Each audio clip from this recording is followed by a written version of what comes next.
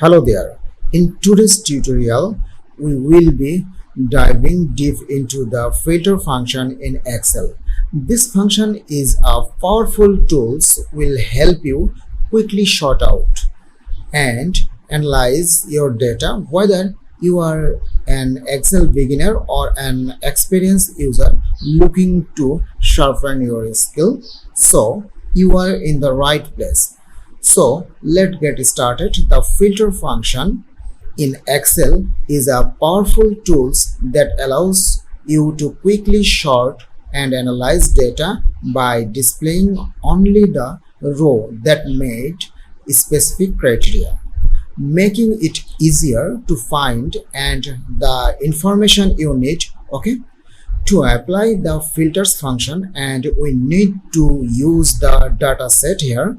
I use the data set here with the employee's ID, customer name, department, and the salary. Okay, now what I'm gonna do, I will go to the data tab, and from there under the sort and filter option you can easily select over the filter, and then before that we need to use here the state.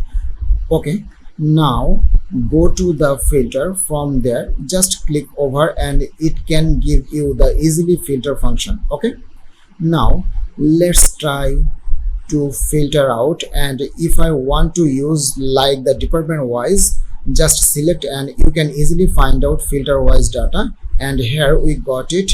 This is for the CEO. Okay, and if you want to also include the manager, you can get this one by using the OK, and here we get out the filter wise data in your worksheet. So that wraps up on our Excel filter function tutorial. You have learned what the filter function and how to apply in your data set. So thank you for watching, and I will see you in the next tutorials.